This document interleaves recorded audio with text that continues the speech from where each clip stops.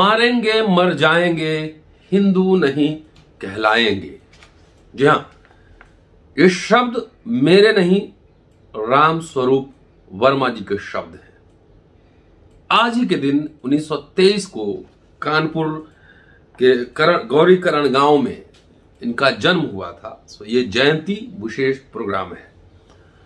आभासी दुनिया के मेरे दोस्तों, रतन लाल बोल रहा हूं। काम की बात लाल की क्लास में आपका स्वागत है और पेश है अंबेडकर नामा। 1923 आज ही के दिन राम स्वरूप वर्मा जी का जन्म हुआ था। उनके पिताजी का नाम वंश गोपाल और माता का नाम सुखिया देवी था। एक साधारण किसान कुर्मी परिवार में उनका जन्म हुआ था। माता पिता की इच्छा थी कि उनका बेटा उच्च शिक्षा हासिल करे। वर्मा जी पढ़ने में मेधावी थे। वे उस जमाने में इलाहाबाद विश्वविद्यालय से एमए और आगरा विश्वविद्यालय से एलएलबी की डिग्री उन्होंने हासिल की। उर्दू, अंग्रेजी, हिंदी और संस्कृत भाषा की उन्होंने शिक्षा ली। और ये लेख जो मैं पढ़ रहा हूं, बता रहा हूं, ये उनके एक सहयोगी थे वर्मा जी के, दयाराम जी। उन्होंने अपने संस्मरण से यह लेख लिखा था और कहते हैं कि पहले ऐसे वित्त मंत्री रहे जो चौधरी चरण सिंह के मुख्य मंत्रित्व काल में उन्होंने मुनाफे का बजट पेश किया। मुनाफे का बजट। इसके अलावा सैद्धांतिक रूप से लोहिया से उनकी तकरार हुई और संसोपा, संयुक्त सोशलिस्ट पार्टी छोड़कर उन्होंने अर्जक संघ की स्थापना की। आगे जगदेव बाबू के साथ मिले और उन्होंने पार्टी की भी स्थापना की, शोषित समाज दल। वो सारी बातें इसमें बताऊंगा। तो उन्होंने कई भाषाओं की शिक्षा ग्रहण की और पढ़ाई पूरी करने के बाद उनके पास 3 विकल्प थे। प्रशासनिक सेवा में जाएं, वकालत करें या फिर राजनीति के द्वारा जो बहुजन है देश की, उनकी दशा को सुधारने का काम करें। वर्मा जी ने आईएएस की परीक्षा, लिखित परीक्षा उत्तीर्ण भी कर ली थी, लेकिन इंटरव्यू से पहले वह निर्णय ले चुके थे कि प्रशासनिक सेवा में रहकर वो अपनी जिंदगी तो बेहतर कर सकते हैं, लेकिन बहुजन समाज को पाखंड, भाग्यवाद, पुनर्जन्म, अंधविश्वास, चमत्कार जैसी धारणाओं से निजात नहीं दिला सकते। इसलिए उन्होंने तीसरा विकल्प चुना कि सामाजिक चेतना और जागृति पैदा करने के लिए उन्होंने कोशिश की और इसी के तहत 1 जून 1968 को एक सामाजिक संगठन अर्जक संघ की स्थापना की। आज भी यह संगठन कई सूबों में कार्यरत है। तो उन्होंने अर्जक संघ की स्थापना की।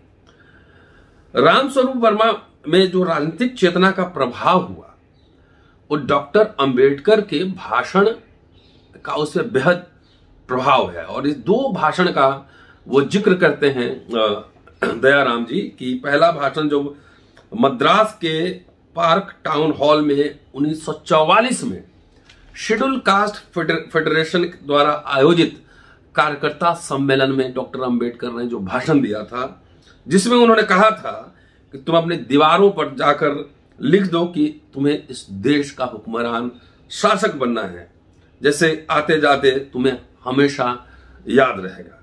इसके अलावा डॉक्टर अंबेडकर का एक और महत्वपूर्ण भाषण था, वो लखनऊ में उन्होंने दिया था। शेड्यूल कास्ट फेडरेशन का ही कार्यक्रम था, उसमें मैं वीडियो बना चुका हूं। बहुत जबरदस्त भाषण है, वो सुनना चाहिए आपको। वहां पे उन्होंने बेगम हजरत महल पार्क में जो भाषण दिया था उसमें कहा था कि जिस दिन अनुसूचित जाति, जनजाति और पिछड़े वर्ग के लोग एक मंच पर होंगे, उस दिन वे सरदार वल्लभ भाई पटेल और पंडित जवाहरलाल नेहरू का स्थान ग्रहण कर सकते हैं। 1 जून 1968 को SC/ST OBC के सामाजिक ध्रुवीकरण के लिए, चेतना के प्रचार के लिए उन्होंने लखनऊ में अर्जक संघ की स्थापना की थी। आजाद भारत के जो दलित प्रमुख थे उस समय कांग्रेस सबसे प्रोमिनेंट था, पावर में थी कांग्रेस। और उसके अलावा उत्तर भारत में खासतौर से लोहिया का समाजवादी पार्टी का प्रभाव था।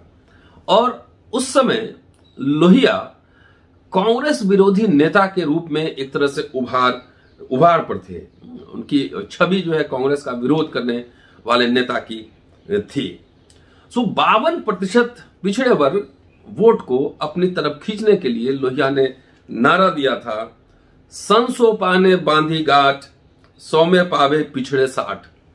100 पाने बांधी गांठ, 100 में पावे पिछड़े 60।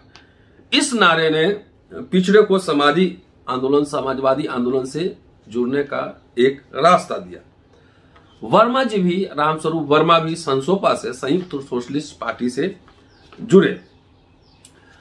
समाजवादी विचारधारा के लोग होते हैं वो प्रचार करते रहते हैं कि जो समाजवादी होता है वह जातिवादी नहीं हो सकता, और जो जातिवादी होता है वह समाजवादी नहीं हो सकता।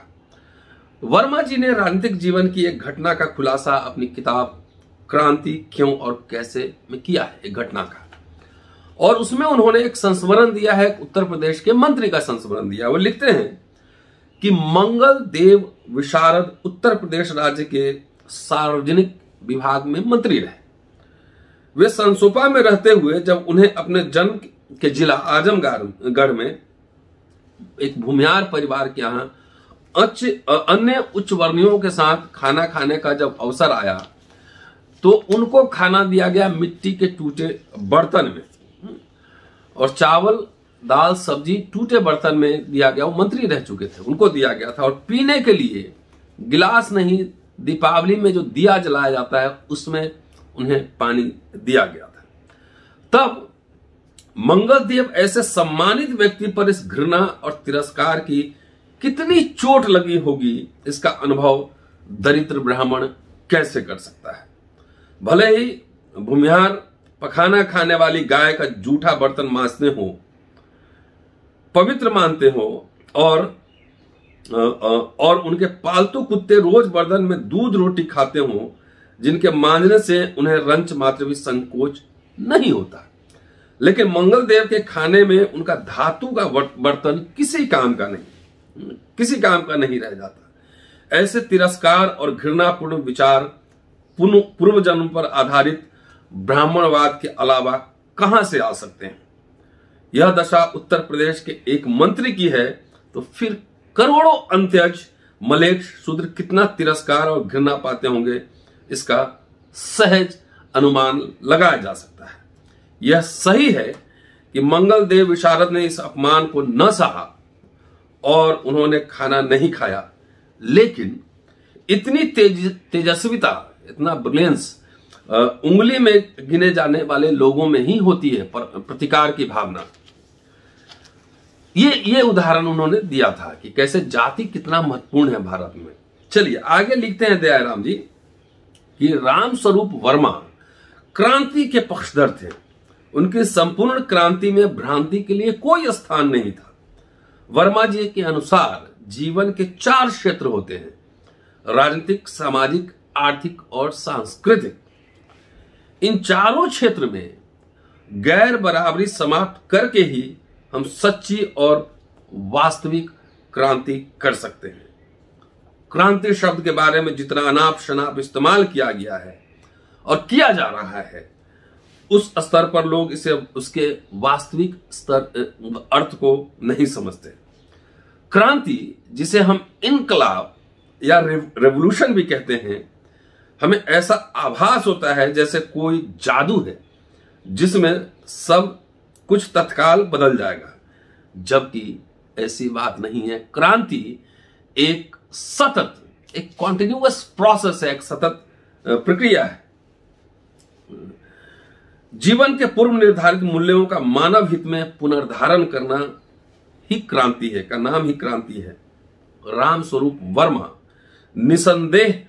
निसंदेह डॉक्टर राम मनोहर लोहिया के राजनीतिक दल संसोपा से जुड़े थे, लेकिन लोहिया जी के साथ वर्मा जी का वैचारिक मतभेद था। लोहिया गांधीवादी थे, वर्मा अंबेडकरवादी थे। लोहिया के आदर्श मर्यादा पुरुषोत्तम राम और मोहनदास करमचंद गांधी थे। रामस्वरूप वर्मा के आदर्श बुद्ध, फूले, अंबेडकर और पेरियार थे। डॉक्टर अंबेडकर ने कहा था कि असमानता की भावना, ब्राह्मणवाद को उखाड़ फेंको, वेदों और शास्त्रों में डायनामाइट लगा दो। अर्जक संघ के संस्थापक रामस्वरूप वर्मा ने अर्जक संघ के कार्यकर्ताओं को निर्देश दिया था कि पूरे देश में जहां जहां अर्जक संघ के कार्यकर्ता हैं, वे बाबा साहब अंबेडकर के जन्मदिन को चेतना दिवस के रूप में मनाएं और मूल निवासी बहुजनों को जागरूक करने के लिए 14 अप्रैल 1978 से 30 अप्रैल तक पूरे महीने रामायण और मनुस्मृति का दहन करें।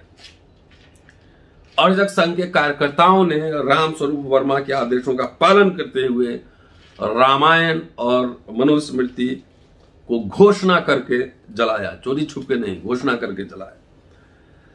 सन 1967 की संवित सरकार में वर्मा जी लोहिया की पार्टी से संसोपा से जीत कर आए और उत्तर प्रदेश विधानसभा पहुंचे। चौधरी चरण सिंह के मंत्रिमंडल में वित्त मंत्री बनाए गए, जहां उन्होंने मुनाफे का बजट पेश किया। इतना ही नहीं, वर्मा जी ने उत्तर प्रदेश के सरकारी और गैर सरकारी पुस्तकालयों में, लाइब्रेरीज में डॉक्टर अंबेडकर का साहित्य रखवाया, जिसके कारण मूल निवासी बहुजनों में स्वाभिमान जागने लगा। तत्पश्चात शासक जातियों ने बाबा साहब द्वारा लिखित जाति का उच्छेद, एनिहिलेशन ऑफ कास्ट, और धर्म परिवर्तन करें, दोनों पुस्तकों को जब्त करने का आदेश दिया। शासनादेश के विरोध में रामस्वरूप वर्मा ने ललय सिंह यादव से हाई कोर्ट में याचिका दायर करवाया। ललय सिंह यादव ने लड़ाई जीती इलाहाबाद हाई कोर्ट में और दोनों पुस्तकों को बहाल करवाया। इतना ही नहीं, उन्होंने उत्तर प्रदेश सरकार पर मानहानि का मुकदमा किया और जो खर्चा हुआ था मुकदमा में, वो खर्चा भी उनसे वसूला। अब लोहिया और रामस्वरूप वर्मा के संबंध में एक बहुत ही प्रसिद्ध साहित्यकार है मुद्रा राक्षस, चर्चित महानतम व्यक्तियों में से एक है। उन्होंने दिलचस्प जानकारी दी है, जिसका जिक्र यहां पे दयाराम जी करते हैं। उन्होंने कहा कि लिखते हैं मुद्रा राक्षस कि मेरी भेंट वर्मा जी से दिल्ली में डॉक्टर राम मनोहर लोहिया के गुरुद्वारा रकाबगंज स्थित बंगले पर दोपहर 1 बजे तब हुई थी, जब वे रामचरितमानस को लेकर डॉक्टर लोहिया से बेहद उत्तेजक बहस कर रहे थे। डॉक्टर लोहिया की पुस्तक थी रामचरितमानस। वे मनुस्मृति को भी उतना ही पसंद करते थे। मनुस्मृति और रामचरितमानस पर मैं भी डॉक्टर राम मनोहर लोहिया से पहले भिड़ चुका था। मुद्रा राक्षस लिख रहे हैं। वे हिंदुत्व को गांधी के नजरिए से देखते थे। उन्हें हिंदुओं में कुछ ऐसा जरूर दिखता था जिसमें सुधार व संशोधन किया जाए, लेकिन हिंदुत्व को खारिज करना उन्हें पसंद नहीं था। और रामस्वरूप वर्मा भारतीय समाज में क्रांतिकारी और बुनियादी परिवर्तन के लिए हिंदुत्व से मुक्ति चाहते थे। डॉक्टर लोहिया को हिंदुत्व को खारिज किया जाए कतई बर्दाश्त नहीं था। इन्हीं मुद्दों पर डॉक्टर लोहिया का वर्मा जी से भारी विवाद हुआ और यही विवाद डॉक्टर लोहिया की पार्टी से अलगाव का कारण बना, सैद्धांतिक विवाद। दयाराम जी आगे लिखते हैं कि वर्मा जी इस मुद्दे पर कितने सही थे। दूसरा बड़ा सबूत यह है कि लोहिया के रिश्ते तत्कालीन जनसंघ से बहुत गहरे हो गए थे। उनके हिंदुत्व प्रेम का ही परिणाम था कि उन्होंने जनसंघ प्रमुख दीनदयाल उपाध्याय के पक्ष में चुनाव प्रचार किया। वर्मा जी ने चुनाव प्रचार किया और उनके महत्वपूर्ण साथी जॉर्ज फर्नांडिस जैसे लोग सीधे भारतीय जनता पार्टी से जुड़ गए। वर्मा जी ने नारा दिया था, मारेंगे मर जाएंगे, हिंदू नहीं कहलाएंगे। डॉक्टर राम मनोहर लोहिया के आदर्श गांधी के आदर्श मर्यादा पुरुषोत्तम राम, और राम ने ब्राह्मण धर्म की रक्षा के लिए अवतार लिया। गांधी जी ने वर्ण धर्म का समर्थन किया, जो जाति व्यवस्था की फैक्ट्री। फिर डॉक्टर लोहिया को समाजवादी कहना बहुत बड़ी भूल होगी। दयाराम जी का लाइन है। रामचरितमानस में पिछड़ी जातियों को नीच और जंगली कहा गया। उसी रामचरितमानस को आदर्श ग्रंथ मानकर राम मनोहर लोहिया रामायण मेला लगवाते थे। फिर लोहिया को समाजवादी कैसे कहा जा सकता है? लोहिया समाजवादी नहीं, ब्राह्मणवादी थे। वहीं ब्राह्मणवाद जिसे उखाड़ फेंकने में राम स्वरूप वर्मा आजीवन संघर्ष करते रहे। राम स्वरूप वर्मा गौतम बुद्ध के संदेश को अंगीकार करते हुए अपना दीपक खुद बने। आगे उन्होंने लिखा है कि उन्होंने राम स्वरूप वर्मा जी ने संसोपा से अलविदा कर मूल निवासी बहुजन समाज के शुभचिंतक चौधरी महाराज सिंह भारती, बाबू जगदेव प्रसाद, प्रोफेसर जयराम सिंह, लक्ष्मण चौधरी, नंद किशोर सिंह से संपर्क कर 7 अगस्त 1972 को शोषित समाज दल की स्थापना की और नारा दिया था 10 का शासन 90 पर नहीं चलेगा, नहीं चलेगा। 100 में 90 शोषित है, 90 भाग हमारा है। शोषितों का राज, शोषितों के लिए, शोषितों के द्वारा। ये उन्होंने पार्टी बनाई थी। रामस्वरूप वर्मा जी का मानना था कि सामाजिक चेतना से ही सामाजिक परिवर्तन होगा और सामाजिक परिवर्तन के बगैर राजनीतिक परिवर्तन संभव नहीं। अगर एन केन प्रकारेण राजनीतिक परिवर्तन हो भी गया तो वह ज्यादा दिनों तक टिकने वाला नहीं है। ये बात सही हुआ। उत्तर भारत में कई जगह समाजवाद, तमाम ऐसे गैर ब्राह्मण दलों का उभार हुआ, लेकिन कोई सांस्कृतिक सामाजिक चेतना परिवर्तन का काम नहीं हुआ। तो इतने दिन के बाद यहां फिर आरएसएस बीजेपी का गढ़ बन गया। क्या लिखते हैं कि रामस्वरूप वर्मा सामाजिक सुधार के पक्षधर नहीं थे, वे सामाजिक परिवर्तन चाहते थे। वे हमेशा समझाया करते थे कि जिस प्रकार दूध के टब में यदि साइनाइड का टुकड़ा फेंका जाए और उस दूध के टब से अगर उस साइनाइड को निकाल भी लिया जाए तब भी दूध का उपयोग जानलेवा होगा। इसलिए ब्राह्मणवादी मूल्यों में सुधार की कोई गुंजाइश नहीं है। ब्राह्मणवाद सुधारा नहीं जा सकता है, सिर्फ और सिर्फ नकारा ही जा सकता है। रामस्वरूप वर्मा संसोपा से सन 1957 में कानपुर के रामपुर क्षेत्र से चुनाव लड़े और विधानसभा के सदस्य बने। इसके बाद 1967, 1967, 69, 1980, 1989 और 1991 में भी उत्तर प्रदेश विधानसभा के सदस्य रहे, चुनाव जीते। वर्मा जी के तर्क के सामने विधानसभा में शासक जातियों की घिघी बंध जाती थी। उनके अनुयायियों ने ही उत्तर प्रदेश विधानसभा में रामायण के पन्ने फाड़े थे।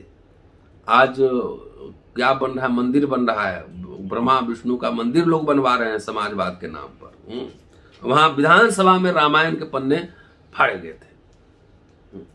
बाहर रामायण और मनुस्मृति को जलाकर राख कर दिया गया था। वर्मा जी ने उत्तर प्रदेश विधानसभा में एक ऐसा बिल पेश किया कि धर्म के नाम पर सार्वजनिक भूमि पर मंदिर और मजार बनाकर सरकारी भूमि का अधिकरण किया जा रहा है। मतलब भगवान लोग भी लैंड इंक्रोचमेंट ऑफिसर हैं। जहां मर्जी है वहां एक मूर्ति रखो, सरकारी जमीन कब्जा कर लो। सड़कों के किनारे व बीच में धर्म स्थल बनाया जा रहा है। इसे रोकने की आवश्यकता है। वर्मा जी ने बिल पेश किया था विधानसभा में। सवर्णों ने बिल का विरोध किया कि ऐसा करने से सांप्रदायिकता बढ़ेगी। वर्मा जी ने उन उत्तर देते हुए कहा, फिर तमिलनाडु यहां आ रहा है डिबेट में। अब वर्मा जी ने उस समय कोट किया था तमिलनाडु कि वर्मा जी ने उत्तर देते हुए कहा, कुछ लोगों ने कहा है कि इससे सांप्रदायिकता बढ़ेगी। तमिलनाडु में सरकार ने 12,000 मंदिरों को अपने हाथ में ले लिया है, लेकिन वहां कोई अशांति नहीं हुई है, कोई सांप्रदायिकता नहीं भड़की है। हां, यदि यह होता कि विधेयक के जरिए मंदिर को गिरा दिया जाए तो जरूर उससे अशांति फैलेगी। इसमें तो यह है कि जितने पूजा स्थल हैं उनको सरकार अपने नियंत्रण में ले ले और हर पूजा स्थल पर जो चढ़ावा आएगा वो सरकार को प्राप्त होगा।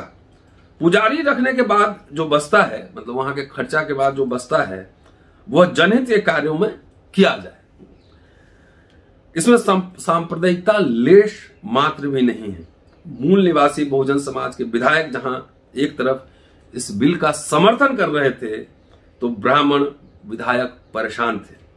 ब्राह्मण विधायक राम अवतार दीक्षित ने कहा कि हम भी रामचरितमानस को धर्म ग्रंथ नहीं मानते, किंतु उनका जलाना उचित नहीं। रामस्वरूप वर्मा ने उत्तर देते हुए कहा कि मैं दीक्षित जी को याद दिलाता हूं कि वे रामायण को धार्मिक किताब नहीं मानते। इसी सदन में जब रामायण का पन्ना फाड़ा गया तो फैसला हुआ कि रामायण धार्मिक किताब है। गांधी जी इस किताब को मानते थे। जब रामायण धर्म की किताब नहीं है तो फिर झगड़ा काहे का। दूसरे ब्राह्मण विधायक ब्रज किशोर मिश्रा ने बिल के विरोध में बोलते हुए कहा कि वह धर्म की है या कर्म की है, लेकिन आपको उसे जलाने का अधिकार नहीं। जहां तक किताबों की बात है, वह हमारी विचारधारा है और इस देश में अपनी विचारधारा रखने का सबको अधिकार है। ये जवाब था रामस्वरूप वर्मा जी का, और उन्होंने कहा कि आप हमारी विचारधारा को नहीं रोक सकते। रामायण जलाने का कार्य 1978 में 14 अप्रैल से 30 अप्रैल तक हुआ। चेतना जागृति के नाम पर पर्चे बांटकर उसको जलाई गई, मनुस्मृति जलाई गई जो संविधान विरोधी था। वर्मा जी कभी सिद्धांतों से समझौता उन्होंने नहीं किया। उन्होंने सिद्धांतहीन राजनीति नहीं की। 19 अगस्त 1998 को उनका परिनिर्वाण हुआ। एक वीडियो मैंने 2 दिन पहले बनाया था, उसको देखिए और समझिए। अपने बहुजन नायकों को याद करिए, एकदम दिल से याद कीजिए, उनको पढ़िए, सुनिए, पूरा सुनिए और शेयर कीजिए। रामस्वरूप वर्मा जी अगर चाहते तो उनके पास भी बहुत मॉल वगैरह हो गए रहते, बहुत सारे जमीन हो गए रहते, लेकिन ललई सिंह यादव, रामस्वरूप वर्मा, जगदेव बाबू, इन लोगों ने सिद्धांतों की राजनीति की। जगदेव बाबू की हत्या भी हो गई इसमें। तो मुझे लगता है कि सांस्कृतिक रूप से जो बार बार ये बात कह रहे हैं कि सामाजिक और सांस्कृतिक चेतना का होना बहुत जरूरी है, नहीं तो आपकी राजनीति फेल हो जाएगी, असफल हो जाएगी। हुआ भी सामने। तो इसलिए मुझे लगता है कि सही समय है, नौजवानों को आना चाहिए, पढ़ना चाहिए और फिर एक सांस्कृतिक सामाजिक जो चेतना है वैज्ञानिक दृष्टिकोण से उसका प्रचार करना चाहिए। अम्बेडकर नामा की ओर से यह छोटी सी कोशिश जारी है। शुक्रिया। Keep watching and sharing Ambedkar नामा। अगले एपिसोड में आपसे फिर मुलाकात होती है। ज्यादा से ज्यादा सब्सक्राइब कीजिए और ब्लू बेल दबाइए ताकि नोटिफिकेशन आपके पास पहुंचता रहे। जन जन तक पहुंचाइए, क्योंकि यह कथा कहानी वाला चैनल नहीं है, ये सीधे वैज्ञानिक तथ्यों पर आधारित है। रेफरेंस के साथ आपको बातें सुनाई जाती हैं। शुक्रिया। जय भीम। फिर मुलाकात।